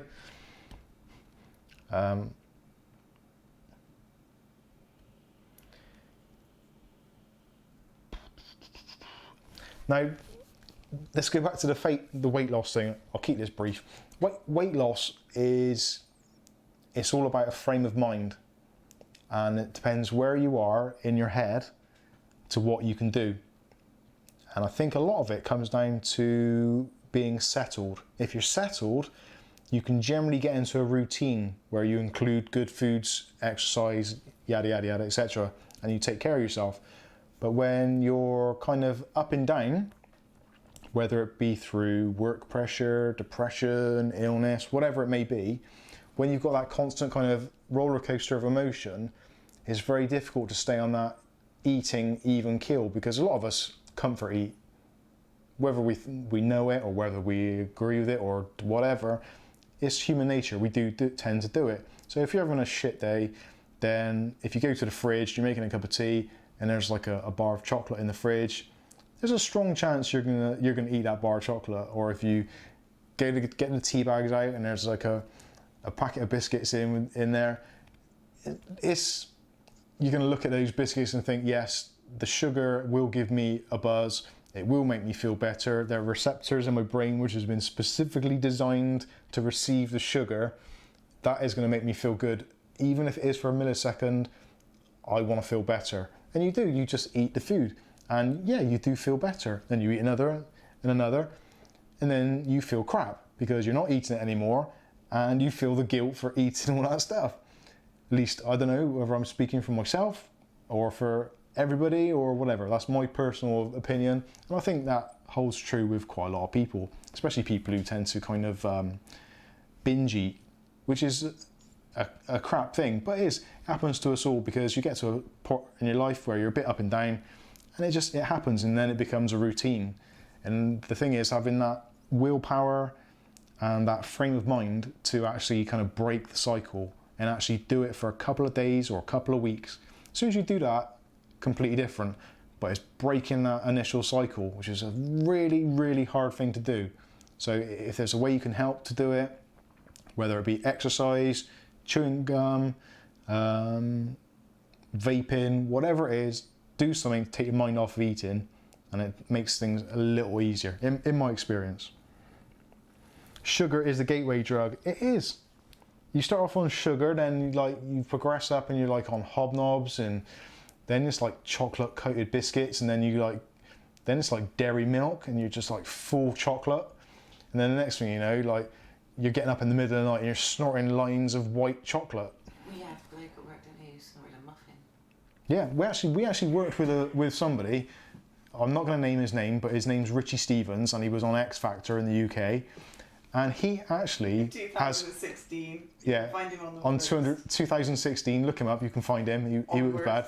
He actually sang the theme, the song House of Pain. Jump up, I get down. And now he is like a 50-something-year-old man who looks like he should be having a whippet rather than like being in the Bloods or the Crips. Anyway, I digress. He actually, in front of us, snorted a blueberry muffin. Because he was low carbon. Because he was low carbon, and he thought that was a thing. Let me know in the comments. Have you ever snorted carbs or baked produce? Are you mental? Not having money to buy food goes a long way to help lose weight. Now that is actually a very, very, very good. Yes or no? But to some extent, no, because real food is really expensive, especially in the UK. It probably is the same in America, because I know you can go to like fast food places and you can buy a burger or like a ready meal or some like really horrible crap for like $1. Whereas if you go to a supermarket to buy, I don't know, lettuce, a couple of tomatoes, some carrots, chances are you're not going to get that for $1. And it's the same over here in the UK. A lettuce, you're looking at probably 70p. A few tomatoes, you're probably looking at £1. It's not cheap to buy real food, and you can quite easily go to the kind of like Poundland or Iceland or any of these kind of cheapy shops, and you can buy a ready meal for 79p or £1. So it's not easy to eat healthily, and it's also, there's the other part where if you haven't got any money to buy food full stop, then yes, totally, that will help you lose weight. And we've seen it with friends and people we've worked with and what have you, that when they've been out of work, they're kind of like, they trim right down and then they start working and they put on weight. It is that kind of thing where, yes, if you don't buy the food, you cannot eat it, so you will lose weight. So I completely agree with what you're on there. Aletta grows a lot of the... Now this, I'd love to do that. I'm gonna put this out there. Aletta, I'm really confused, because your profile picture is a woman, and not that women can't hunt and grow vegetables, because, hey, it's that kind of world right now. We can do whatever we want, we can be whoever we want. But I don't know if Aletta is male or female, whether I should even ask. I don't even want you to answer. I want to keep it a surprise for one day, possibly, maybe. Or you can say, I don't care. Just, I'm intrigued. I'm intrigued. I feel like I know you, but I feel like I don't as well. Tell them if... Tristan Arthur, how was Casualty this week? Don't know. Didn't go.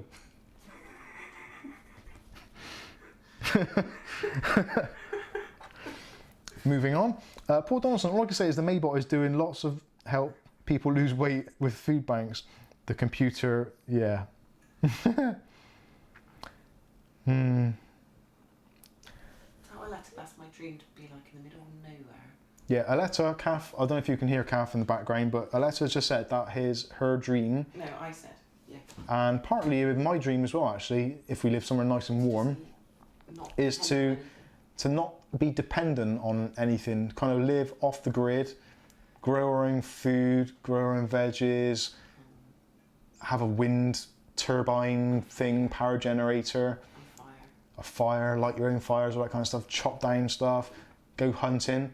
It sounds like a really idyllic lifestyle, but I guess it must be really tough as well, because if you don't go out and hunt, or you don't go out and plant, or if you don't do anything, you don't eat, or you don't drink, or whatever. So it must be really difficult.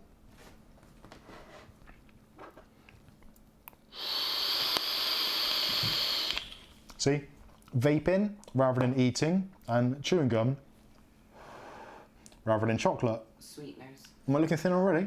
Aspartame.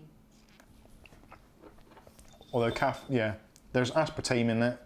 So my body thinks I'm getting sugar, so my pancreas is creating stuff which isn't going to be used to dissolve the sugar, so it will turn into fat. So drinking sugar-free stuff or eating sugar-free stuff actually makes you fatter, I think. I read it somewhere. Actually, no, we know it to be true, because me and Kath used to be like right demons for sugar-free stuff. Everything we had was sugar-free. Sugar-free sugar, everything. And we still put on weight. So we just started eating a load of crap and fat and meat and And then we lost it. and we lost loads of weight. It was great. Aletta, I'm 100% Ohio redneck girl who can do anything a man can do but better. Yes. That's the spirit right there. That is what we like to hear.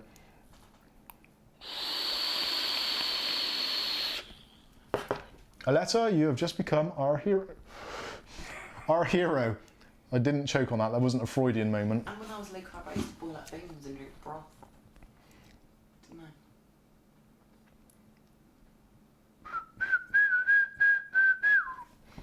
We were whistling that earlier in the week. Do do do do do do do do do do. That's the good life for all those that weren't born before 1970 something.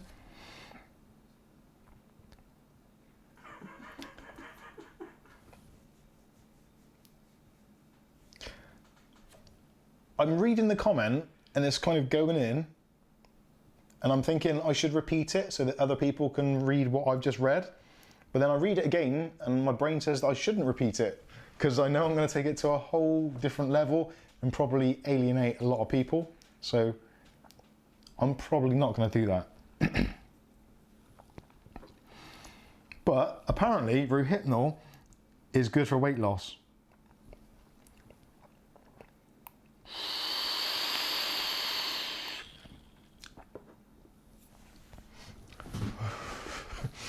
I was going to say about a joke about Rohypnol, No. but Kath's already vetoed that, so I'm afraid I can't. Charles Arnold thinks that Rohypnol is loaded with sugar. Google. Could well be. I'd imagine they've probably changed it out for preservatives or aspartame or aspartame or whatever it is. Did you know that in some products, if they say natural sugars, that is aspartame No, that's natural flavourings. or natural flavourings? Weird. MSG. Weird. MSG and all that stuff. It freaks me out. Anyway, this is supposed to be a tech channel, so let's talk about Rohypnol and technology and how they coexist, or don't, as the case may be. So, technology. Am I, on Monday, going to be buying a new Ryzen processor for Kath? Let's have some comments in the comments box for that. I think it's possible that it's going to happen. I don't know. I would really love to buy an Intel processor and motherboard, but you can't get them for love nor money, and they're well expensive. So that takes that firmly off the table. So it's going to have to be AMD. Potentially Angel's build, which we did with the thing, with the dead RGBs, that may have to get returned. In which case, if that gets returned and there's a good deal on Monday, for a new CPU, it could be that the Athlon 200 GE goes back and gets replaced with maybe a Ryzen 3 2200G. And I'm still umming and ahhing about getting myself a new case, which I'm actually considering the, I hate to say this, I am gonna say it. I am considering the Cooler Master H500P Mesh, which after my problems with Cooler Master previously, that is a weird thing to say, but the H500 Mesh does look to be everything that I want in a case. I could be wrong, I could be right, I could be black, I could be white, but it might happen. If it gets cheap enough, I may well get one.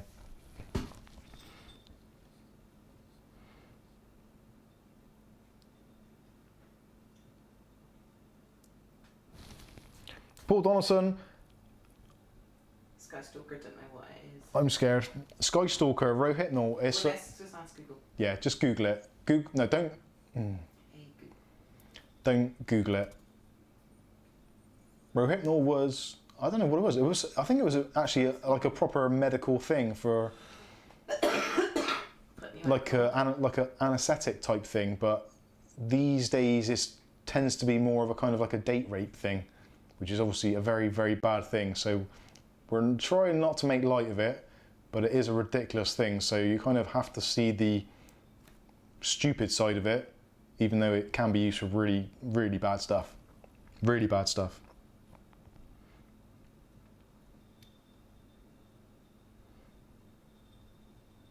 Mike, you were really, really, really like a Spice Girl then. I should have zig-a-zig-ad. I'd have been all right then. And they're in the same one. Ah, Aletta. Yeah, that's right. Yeah, Aletta had one, didn't she? I can say it now. Yes, with confidence.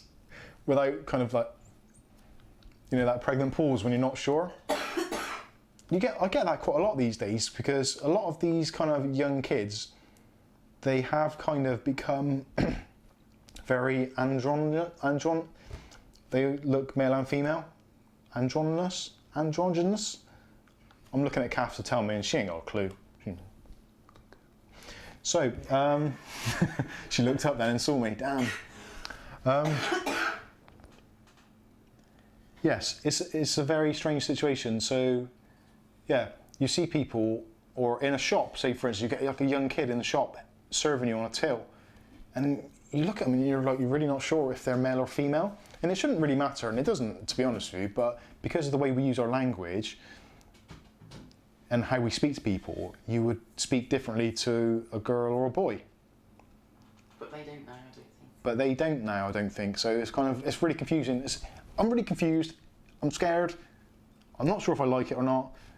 I know it's the way the world's going, but it's just really freaky. And I kind of,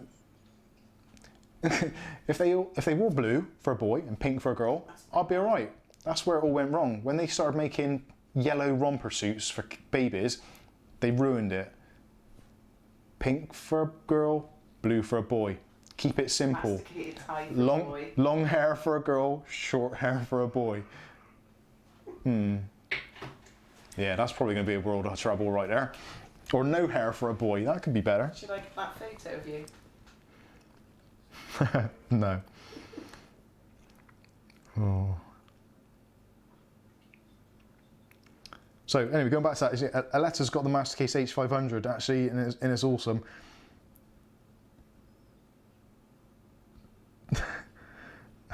The world can bite me. I build PCs, but I'm not PC. Happy days. Good stuff. Yeah, I really fancy the Mastercase H500. I really do. I wanted Antec to do something like the H900, the 900 series, but they've obviously gone off on their own little thing and decided that it was a bad idea, despite the fact of being probably one of the best-selling cases for almost 10 years straight. But they decided not to do it. So the Cooler Master H500 looks to be the one. So if any of you see any good deals on it, let me know, point them out to me. I will be appreciative. And it'd be actually really nice to do a new build, because my little fractal design case, which is sitting away over in that desk, It's looking a little bit tiny in the desk. There's about that much gap between the PC and the top of the desk, and I want something to fill the space. That sounded pretty wrong as well. You get what I mean. I want something big and bulky inside. That sounds worse. You know what I mean. I just want a case which fills a hole. Let's stop this right now.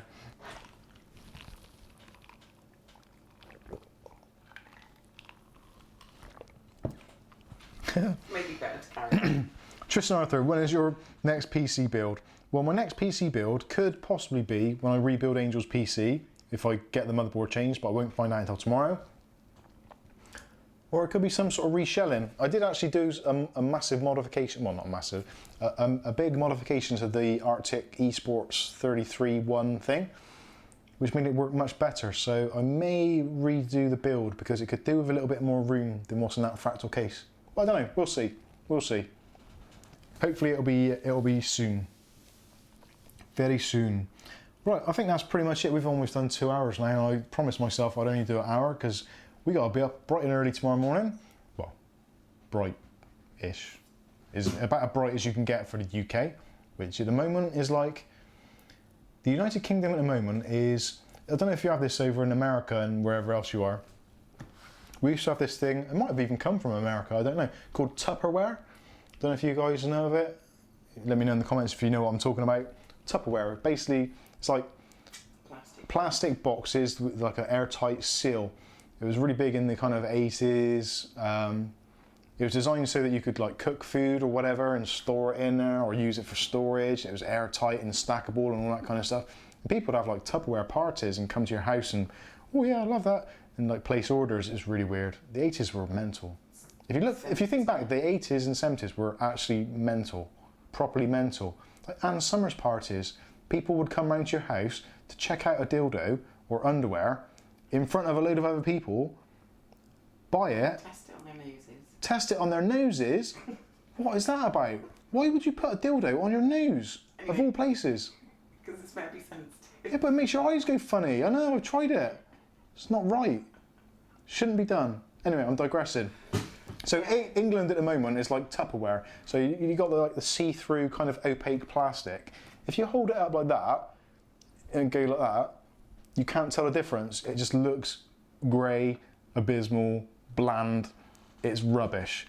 Now, in kind of, I guess like in America and Canada and other places like that, when they get winter, they get those crisp, clear blue skies and you see the backdrops of the mountains with the kind of snow-capped peaks and all that kind of stuff. Really kind of poetic and magnificent looking stuff, whereas we just get grey. You can't see past your headlights. Yeah. Your headlights kind of light up as far as you can see past the smog and all the dirt and grime in. This is like Mary Poppins. If you watch Mary Poppins, that is what England is like. That is it properly. Like everyone walks around with a chimney sweep and has those funny dresses and all that sort of stuff. That has been what it's like.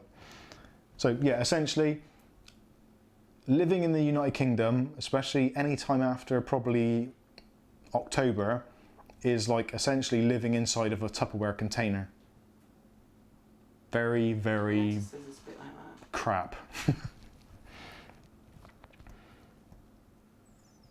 Ohio is mostly grey skies. Ooh. That's not good. Ohio's been one of those places that I've never really kind of fully understood what it's like, its climate and all that kind of stuff. I hear people talking about it, but I don't really understand it. I'm rubbish at geography. But basically, I think I want to live somewhere like Texas or California, where it's basically the same all the time, with maybe the odd little bit of wind and a bit of rain, maybe the odd fire. Fires are probably not so good. And it'd be nice to get all of the cheap American computer parts as well, if that is a thing. Although state taxes are probably a bad thing also. Anyway, moving on. They get bad weather all the time in Ohio. That must suck. Is it cold as well? Or is it temperate climate? It's very cold here. I imagine Ohio to be cold. Like proper cold. like -10.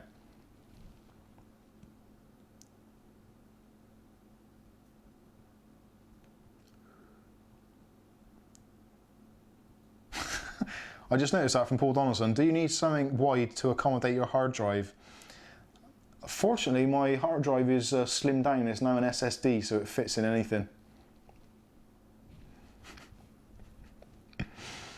Aletta, it's 9 degrees C right now. What time of day is it in Ohio? It's only performing at 95%. Yeah. Because currently here it is, it's just 1 AM and the temperature is, I knew it was coming handy. Hey Google, what's the temperature outside? In Bristol right now, it's 6 degrees.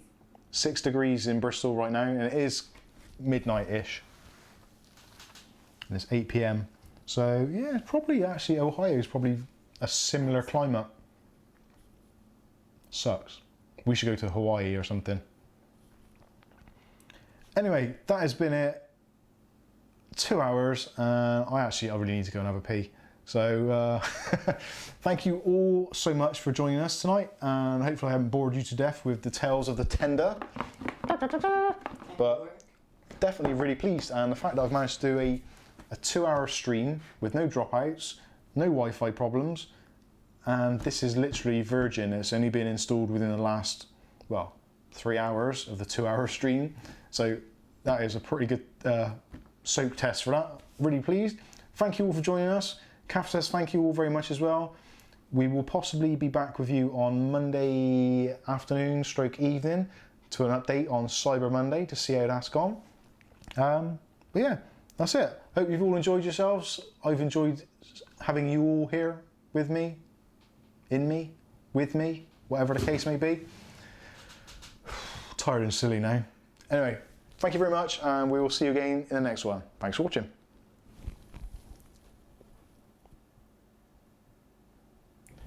This is the bit where I can never find the right button to stop the stream. I really should automate this process. And I should wear my glasses. Good night, everyone.